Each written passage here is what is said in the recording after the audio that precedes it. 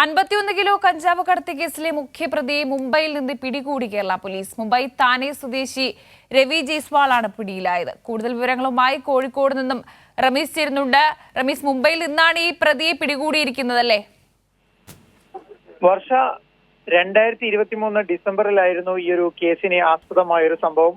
Kozhikode YMCA റോഡിന് സമീപത്ത് വെച്ച് കാറിൽ നിന്ന് 52 കിലോ കഞ്ചാവ് പിടികൂടിയിരുന്നു. ആ കേസിന്റെ അന്വേഷണത്തിന്റെ ഭാഗമായാണ് മുഖ്യ സൂത്രധാരനായ മുംബൈ താനെ സ്വദേശി രവി ജയ്സ്വാളിനെ കേരള പോലീസ് മുംബൈയിൽ നിന്ന് 3 മാസങ്ങൾക്കിപ്പുറം അറസ്റ്റ് ചെയ്തിരിക്കുന്നത്. അതിസാഹസികമായി വിദഗ്ധമായാണ് നടക്കാവ് പോലീസ് സ്റ്റേഷനിലെ പ്രത്യേക അന്വേഷണ സംഘം പ്രതിയെ മുംബൈയിലെ അയാളുടെ വീട്ടിൽ ചെന്ന് അറസ്റ്റ് ചെയ്തിരിക്കുന്നത്.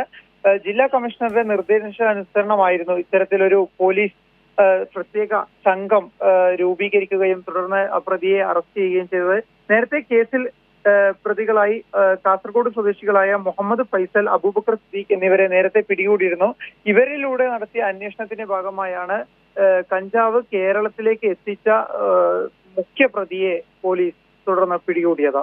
വർഷം ശരി, 51 കിലോ കഞ്ചാവ് കടത്തി കേസിലെ മുഖ്യപ്രതിയാണ് ഇപ്പോൾ പിടികൂടിയിരിക്കുന്നത്. മുംബൈയിൽ നിന്ന് കേരള പോലീസാണ് ഈ പ്രതിയെ പിടികൂടിയിരിക്കുന്നത്.